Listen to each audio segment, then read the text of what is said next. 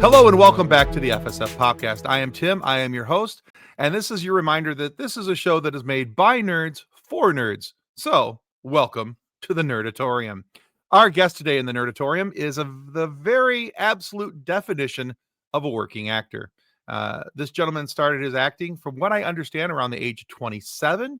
But since then, he's been very, very busy with over 50 plus entries into his IMDb resume, and we're going to talk to him about some of those. You've definitely seen him on shows like Venom, Black Widow, The Haunting, Cobra Kai, and most recently on the hit show on ABC called Will Trent. My wife and I are big fans of that show, and so I'm excited to talk with this gentleman. But tonight we're going to discuss his origin story, his method for acting, and his very popular YouTube channel, amongst other topics. So I am very excited, and I hope that you will be just as excited in helping me welcome Kurt Yue to the FSF podcast. Welcome to the show, Kurt. Hey, Tim. Good to see you. Happy to be here. Excellent. All right. You heard it, kids. He's happy to be here. Ha ha ha. It's a win. All right. So, Kurt, one of the first things I always love to do with every one of my guests, I love to know what makes people tick, why they do what they do. And, because if there's whatever that motivation is, it helps me appreciate what they're doing just that much more. And the other reason is I'm a nerd, and nerds love a good origin story. So in the origin story of Kurt Yue, what made you decide I want to be an actor? Tim, that's a great question. And I still don't think I've even decided that yet. The the origin story honestly never really happened, in the sense that there was a moment that completely shifted my mindset of like, all right, This is what I want to do. I can kind of tell you how the pieces fell into place, but a lot of it just, in at least the way I can recall how it happened, seemed to just happen by chance and seemed to happen by circumstance. So, you say that your podcast is for nerds by nerds. I was absolutely a computer nerd growing up. I was very much in the math and science kid. I was not in the arts. I certainly didn't do, was not part of the high school drama club or anything like that. I didn't even attend any of my school plays that were put on. So that was not part of my life at all. I went to college for computer science and engineering and graduated with that, a software engineering degree, and worked in the corporate world in software for many years. And while I was working in the corporate world, me and my best friend from high school, who also had a corporate job, we were in Cleveland, Ohio. We would meet up after work and go to like happy hours and stuff like that, after our 9 to 5 jobs. And the two of us were kind of on a mission to just find stuff to do after work to get away from the monotony of our 9 to 5s. Not to leave our jobs, right? But just to supplement, our day to day. And, throughout the course of that journey of looking for things to do, I did all kinds of stuff, from jujitsu classes to attending Toastmasters and all kinds of other stuff. And one of the things we found was this acting school in Cleveland. And so this was 17 years ago. And I popped into one of those classes. Me and my friend popped into one of those classes. It was a free class to check it out. And I thought it was kind of fun. So I signed up for a month, and then I signed up for another month, and I signed up for another month. And it was a month-to-month thing and I took those classes for over a year, or close to a year, because they were fun, just for fun. No auditioning to, book a job or anything like that. I was just in the class. Right. So no future plans. You were just doing it just for entertainment purpose. 100%. And then a year into those classes, one of my classmates says, "Hey, you ever thought about, getting an agent and, auditioning for some stuff, and I was like, I haven't really thought about it, but it sounds interesting. So she introduced me to her agent in Ohio, and that's how I got my first agent and started auditioning for local commercials and stuff like that. And then even after I started doing that, for years after that, I was still kept my full-time job.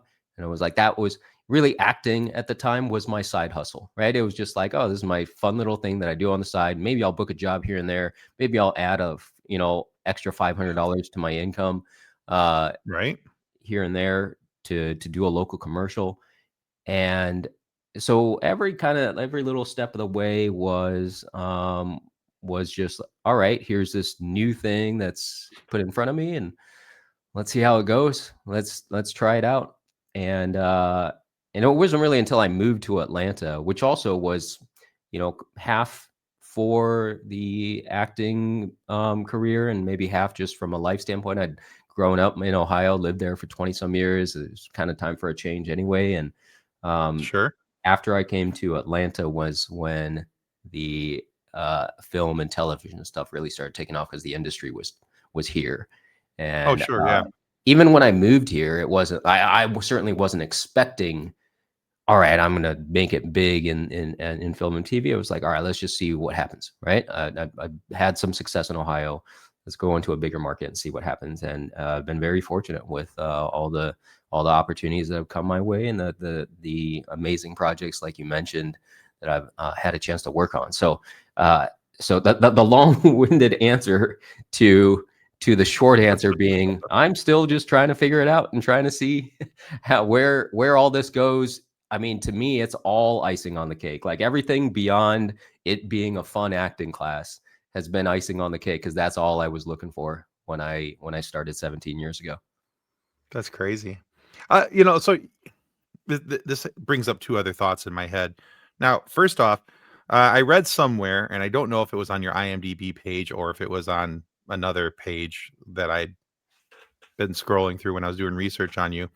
But you hadn't done anything acting wise until you got into the classes and anything since like fourth grade. Was that what it was? Like a fourth Yeah, grade?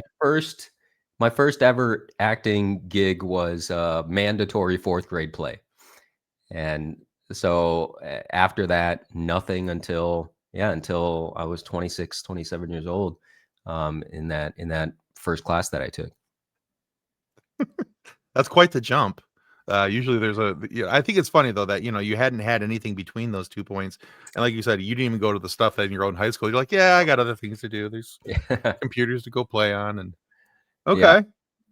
All right. So the other thought I had about all of this is, now you said this a couple different times, that you were looking at this from a standpoint of everything's icing on the cake and you were just doing it for fun. But what was it in particular that sparked your interest and said, what made it fun for you, I guess? I really credit the class. So I mentioned that first acting class that I took in Cleveland. I'll shout her out. Her name's Jessica Hood Morris. Her acting school is the Hood School of Acting, spelled Houde, School of Acting in Cleveland. And they are, when I started there, they were just a tiny little acting school, had one class a week in person, and now they've expanded globally, and they're teaching online classes to students Oh, all over the wow. world. So they've grown tremendously, and they're fantastic. But the interest came from, had I gone into the class and it wasn't a very welcoming environment, and the class Right. itself wasn't fun, I wouldn't have stayed.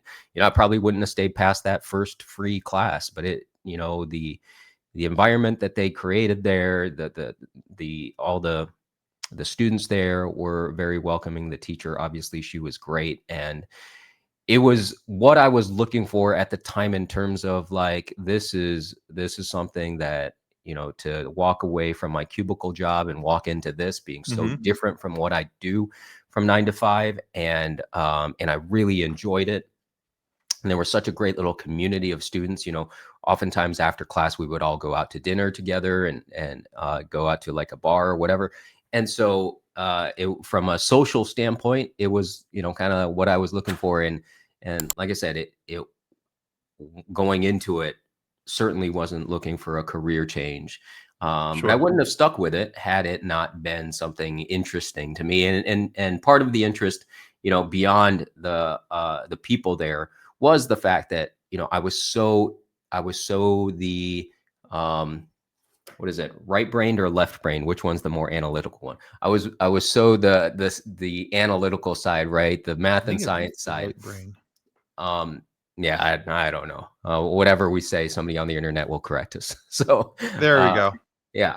So I was always that side, and then this, the more artistic side of things was never really part of my life. I kind of would like to draw a little bit growing up, but beyond that, um, I wasn't very musically talented. I played an instrument in school, but like didn't have an ear for music at all, so I didn't do anything beyond that.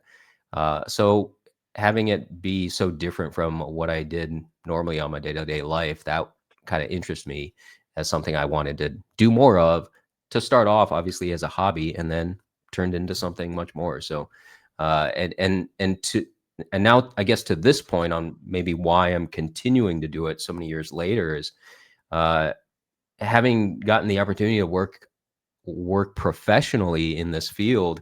It's so cool to see, um, from the inside, right, how a TV show or a movie is made, even in the small capacities maybe that I've got a chance to work on it, to just see, you know I guess when we're little and we're watching a movie, oftentimes we'll stop watching as soon as the credit starts rolling, right?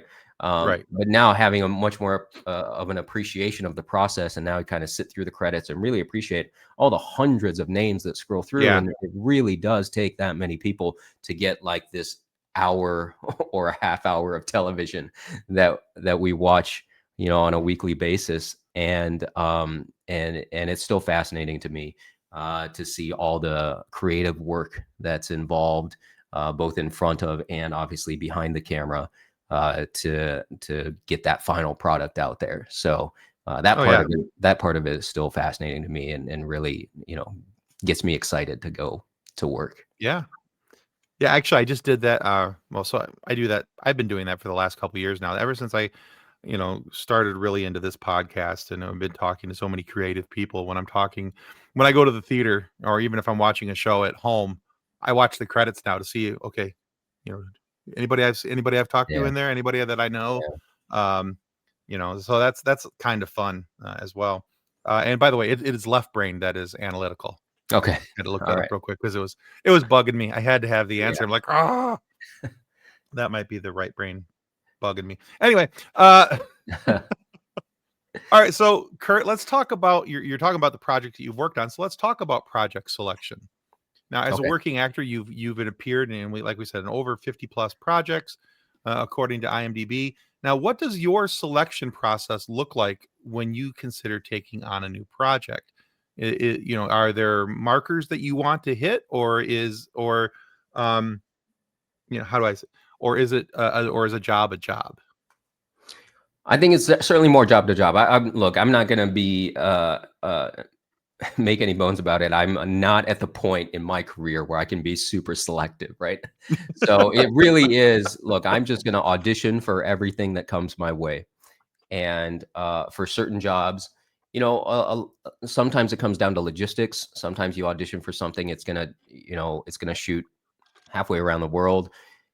If And really, it comes down to the budget of the production. If they can pay for the travel and the lodging and all of that, and I'll be happy to go and do it. But sometimes they can't, and sometimes they're like, well, you got to work locally here and fly yourself there and put yourself up, and then at that point, it doesn't really make sense financially. So some of it comes down to those logistics, Sure. from strictly from a creative standpoint. There are certainly things that will excite me more than others. Oftentimes it may be to have the opportunity to work with a particular person that I may admire, whether it's another actor or a director or something like that. Other Hmm. times it may simply be a certain genre. I haven't really had the chance to work on anything sci-fi, which is certainly one of my favorite genres. So if I had the opportunity to do that, that would be really exciting for me. But you know, you mentioned some of the things that I've worked on in the past. It's been, you know, it was really a dream to get to work on Cobra Kai. That being, you know, an 80s kid growing up with Oh the yeah. Karate Kid and you know, Ralph Yep. Macchio and Billy Zakpa and seeing them, you know, on the TV in my home. And then when the opportunity to audition for that came up, you know, when that came up, I auditioned for season 1. Nobody knew what it was. We just knew it was called Cobra Kai, and we're like, okay, so this has something to do with the Karate Kid, but there was really no information other than this is what it's called. Here's what you're Okay. auditioning for. And also didn't really get a sense of the tone of the show, you know, because it hadn't come out yet. So you're just like, all right, well, here's this audition. Let's go do it. And then really we were really lucky for it to have become what it became. And I would say that I think the creators of the show would say the same thing. I mean, they originally, if you remember, they signed with YouTube when it was YouTube Red, Yeah. and Mm-hmm. and then YouTube Red kind of went away, and then they got picked up by Netflix, and that's when they really took off.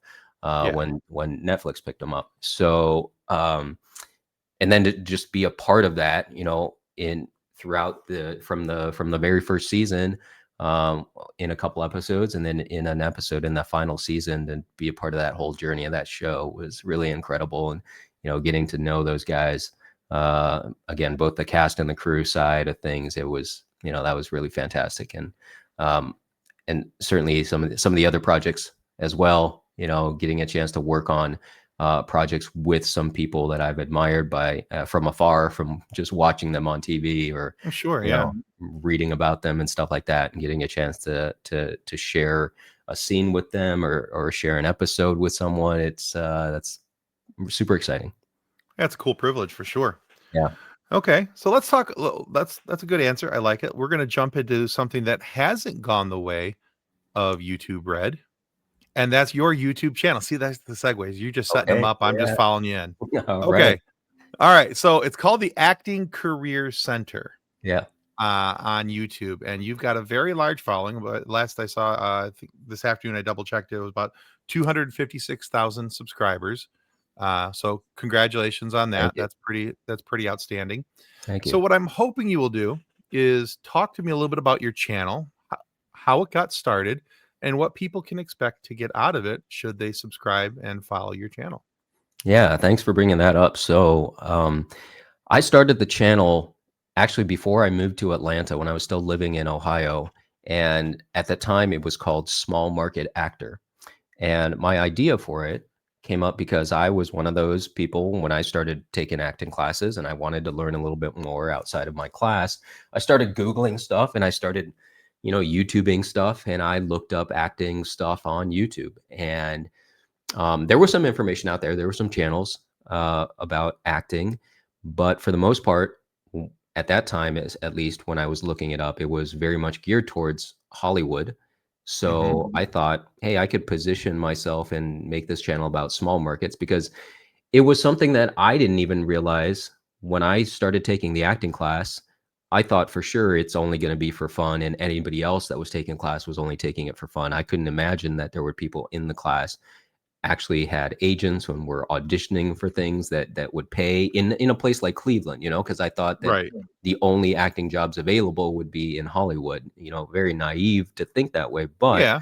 you know, from the outside looking in, if you're not in the industry, I think a lot of people might, you know, think the same way that I did at that time. So I kind of created the channel for the same people that had the thought process that I did, and to kind of remind people, you know, if you are in a small market, maybe there aren't, you know, Marvel movies shooting in your backyard, but there's local commercials, there's companies Mhm. hiring actors to do corporate videos and, you know, training videos and stuff like that. All kinds of, maybe, you know, these little opportunities that still will pay money for actors.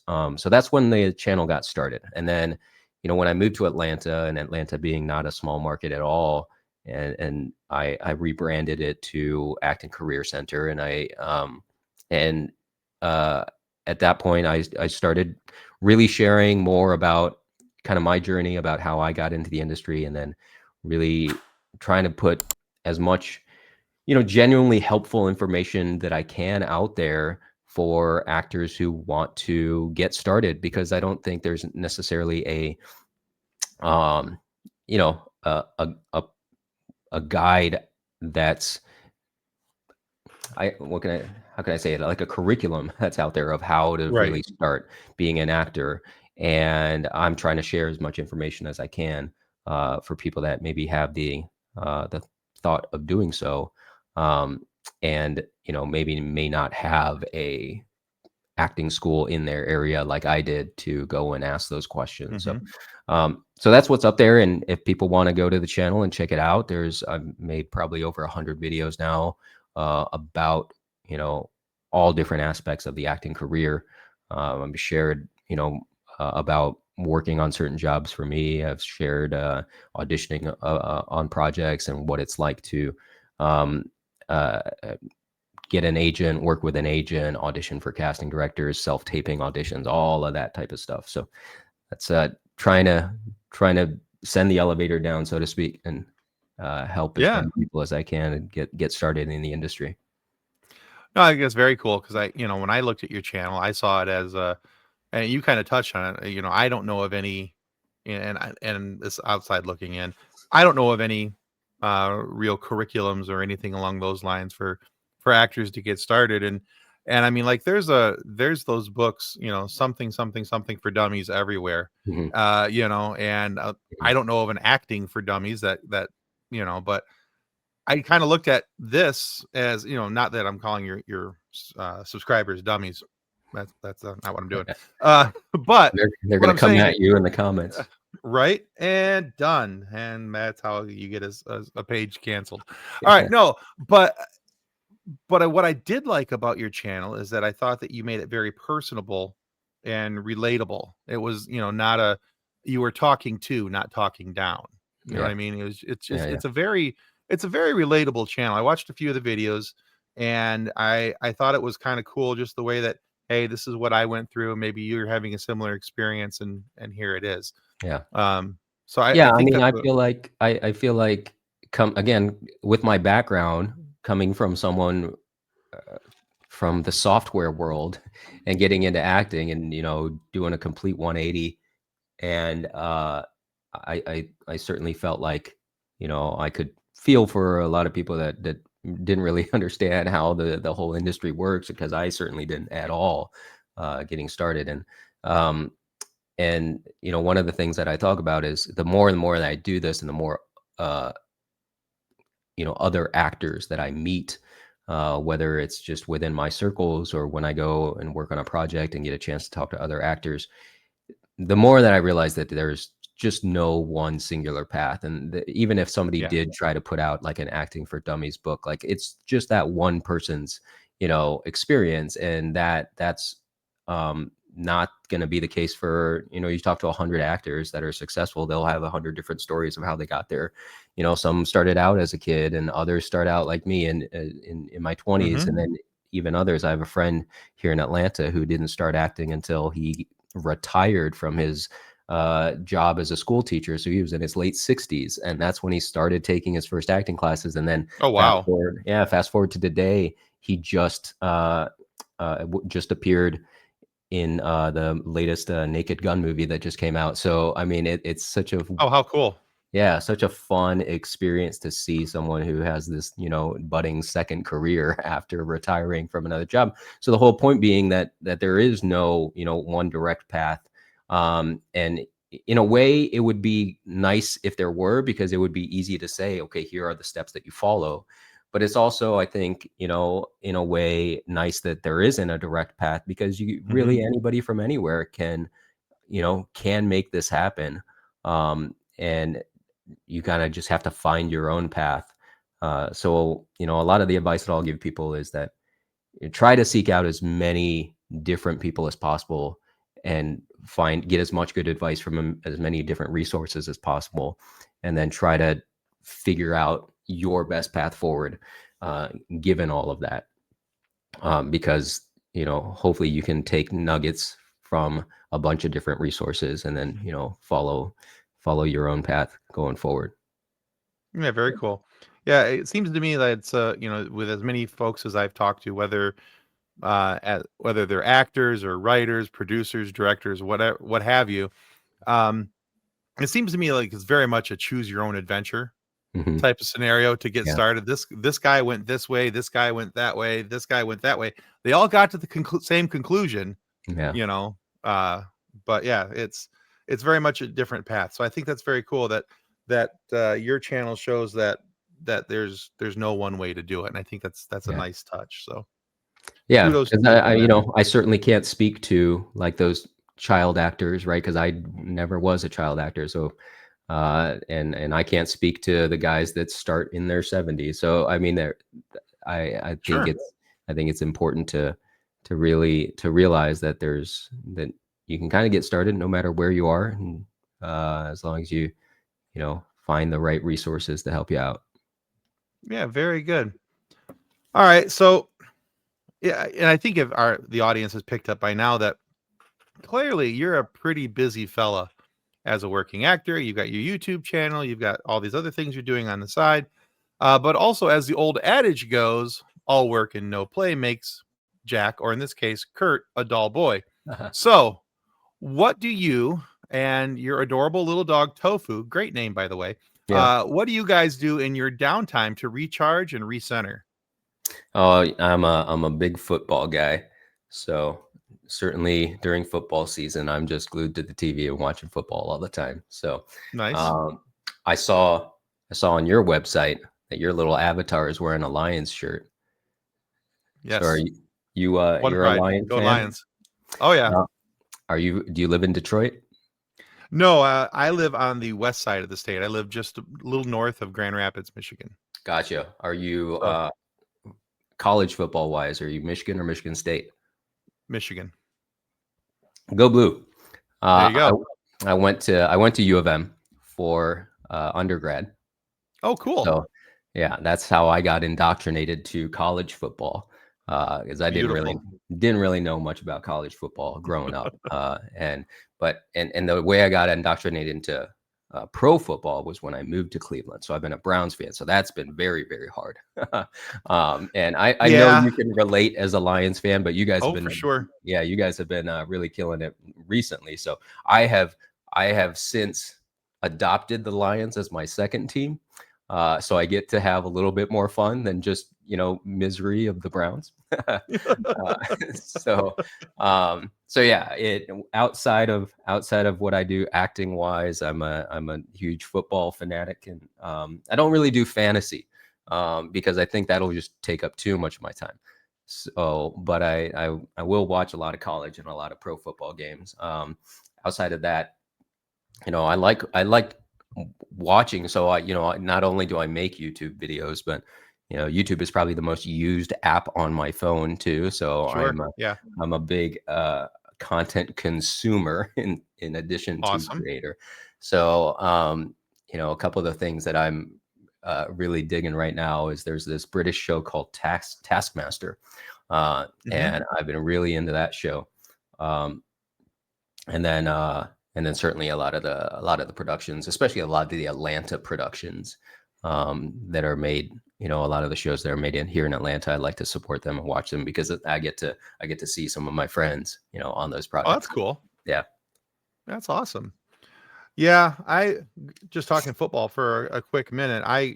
Growing up, I always thought the Browns were cool because of the simplicity of their helmet, and Mhm. there was no logos, and it was just this orange helmet, running up and on the field. And Yeah. I was a big fan of Bernie Kosar as a kid. Yeah. Yeah. Yeah, Ernest Biner and all the whole clan, and I loved watching those guys when I was a kid. Yeah. Um, and I was always heartbroken when they lost, Yeah. because they had a couple good years there with Bernie and some of the other players where I Mhm. thought they were really going to do it, Mhm. and they kept losing to those dang Broncos. Mhm. Uh, but yeah, I I uh, I like rooting for the Browns. I actually do. Yeah. Would like I would love to see them be successful. I will root for the Browns unless they're playing against the Lions. Then Yeah. then the Lions need to win. But other than that, um, I would love to see the Browns be a successful team, especially because with uh, Browns part 1 being in Baltimore, so as the Ravens now. Yeah, That that's, whole debacle. we've gone through a lot. And, Yeah. Bernie was great. Bernie was a little before my time as a Browns fan because I hadn't moved to Cleveland yet at that point. But when I moved to Cleveland, I got to see the Browns for a little bit, and then they moved. The Art Modell moves the team out of town. Didn't get to really watch them. Then they come back. I was kind of in college when they came back, so I didn't get to really follow them until after college. As the kind of expansion team, and they've just been kind of, they have not been great. they had a nice little time with Baker, and then they decided to get rid of Baker. So we can go on and on about all that, but right now we're in a little bit of a funk still. We'll see if they can get out of it. But speaking of the Lions, that certainly gives Browns fans hope to see, teams that have been down in the dumps for so long, and then you bring in the right guy like Dan Campbell, and then he turns the whole thing around. And yeah, we could certainly hope that something like that happens in Cleveland. Yeah, Dan Campbell seems to be a pretty stand-up guy, and I like what him and Brad Holmes are doing, so I'm pretty excited about that. Did you ever see the movie called, this is just a quick shoot-off segue, you ever see the movie Draft Day about the NFL draft? It was shot in Cleveland. Yeah. As I say, a lot of that's right in Cleveland, and it was just it's a really cool story. Yeah, I'm a sucker for a good Kevin Costner movie, so that doesn't take much. Yeah, but yeah. All right. Well, very cool. All right. So, Kurt, we're at a point in the conversation where I like to kind of circle it back just directly to the person, and like the original question, like I said, the part of the origin story question is I like to know why you do what you do. I also go and look at your Instagram and kind of gotta get a feel for who and what you are as much as I can. And as you said in your Instagram page, is mostly about your dog, and that was kind of cool. That's why I asked about Tofu. But I also asked this next question because, again, it kind of gives me a little bit of an insight into the person. So, what are you reading or listening to that you think everybody else should know about? Oh, so most recently that I've been trying to tell everybody about, for people that have a subscription to Audible, obviously everybody knows Audible has a lot of audiobooks and stuff like that. And they have podcasts and stuff too, but they also have some original things original titles that they made. So recently I listened to the Audible original of 1984. So it's George Orwell's 1984. It's not a reading of an audiobook, but instead it's a dramatization of it, right? It's an audio drama. Oh, cool. Of 1984. So it's, about, I think, if I were to guess, probably about 2.5, 3 hours. So it's like a movie length of an audio drama of the book, and it's got a fantastic cast. I mean, Cynthia Erivo, Andrew Garfield, Tom Hardy are the three main leads of that audio drama. It's just done so well, very well produced, obviously very well acted, and I had read 1984 multiple times. First time, when it was assigned in school, and then later on as an adult, I think I revisited and read it again. And then when I came upon this, I thought it was an audiobook, like a with a full cast, as they sometimes do. But then I started listening to it, and I was like, oh, it's more of an audio drama, and I really enjoyed it, and I will probably listen to it a second time. But I've been recommending that to a lot of people. I think that's a really fun listen. Excellent, because that's how I do most of my reading nowadays. Yeah, is with my Audible Pro account. So no, that's excellent. I will check that out. I did not know that existed, and I'm excited to know about that's in the world. So sounds like a wonderful cast. That was my first introduction to these like Audible original dramas, and I started researching. There's like they have a few more. So there's one that I have in my list.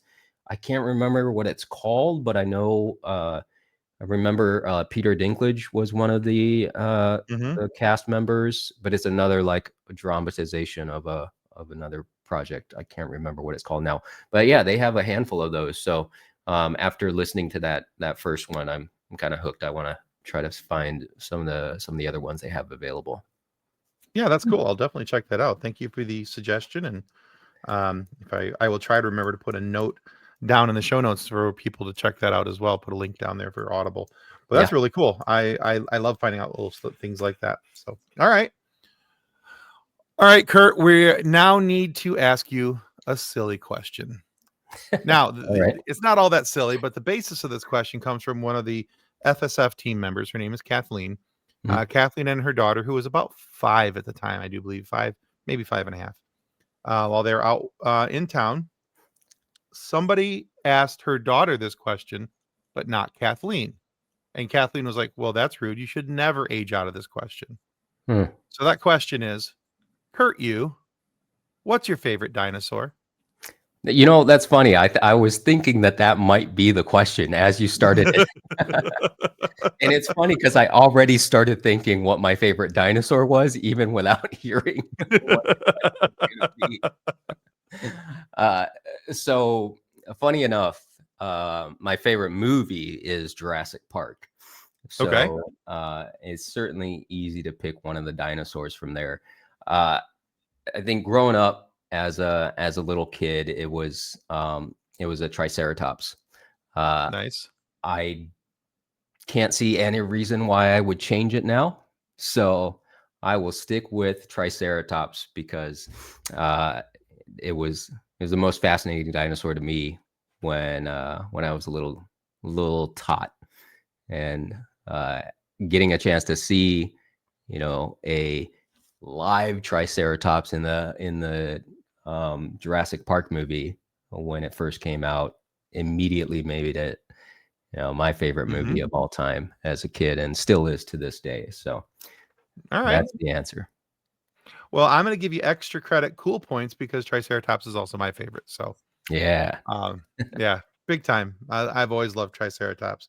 And I always tell people when they get the right when they provide me with the right answer, as you did here, Mm. uh, because the acceptable answer is anything they say, but the right answer is Triceratops. Yeah. And I always tell people that growing up, I was a big fan of rhinos. I still love rhinos. I think they're really cool animals. And I always thought, when I was a kid, I was like, oh, look, a triple rhino, because Triceratops. But Yeah. anyway, so Yeah. yeah. So it was just an easy for me to go, oh, well, that was what they used to look like, and that's what they look like now. Okay, got it. But yeah, so anyway, They're all in the same very family. cool. Exactly. All right, Kurt. Well, thank you so much for being on the FSF podcast today. Where can our listeners and viewers go to find out more about you, your work, or anything you've got coming up? Yeah, thank you. It's been really awesome having this conversation with you. Been really fun to talk about acting and movies and football and everything. So we kind of touched on a little bit of everything. We already talked about it. A lot of my stuff is right there on YouTube at the Acting Career Center. I also have a website, actingcareercenter.com. I have, my Instagram is really just my personal Instagram. So I don't really do much of my career stuff on there, but if they want to see pictures of my dog, it's certainly on there as well. But yeah, that's basically everywhere that I am on the interwebs. All right. Well, very cool. I will make sure that we put links down for both your YouTube channel and your website down in the show notes down below, as well as that super cool 1984 audio dramatization on Audible. I'm going to put that down there as well because I think that's a really cool thing. And I think more people need to realize what 1984 was about. Anyway, uh, Yeah, yeah. and all right, guys. Hey, speaking of YouTube and things you can find on YouTube, if you're not already, this seems like a good time to remind you that following our show on YouTube is the most important free thing that you can do today. Costs you absolutely nothing. This many dollars, a whole lot of nothing. So please subscribe to our YouTube channel, or if you would like to say, you can follow us. Subscribing either way, it costs you nothing. And doing so helps us get more amazing guests like Kurt Yue here today to have these conversations for you to be able to listen to and enjoy. And So follow our show, but also go check out Kurt. I mean, he's got 256,000 subscribers. He could use a couple more. That's just the Yeah, way the things go. more. So go over there and click those buttons and check out Kurt's work as well. So again, thank you to everyone who has listened or watched this episode. Thank you to Kurt Yue for being here today. And may the force be with you as you continue to live long and prosper. Goodbye. Thanks, Tim. Copyright 2025 FSF Podcast. Reference any specific product or entity mentioned on this podcast does not constitute an endorsement or recommendation by FSF Podcast. The views expressed by guests are their own, and their appearance on the program does not imply an endorsement of them or any entity they represent. If you have any questions about this disclaimer, please contact us via email at info@fsfpodcast.com.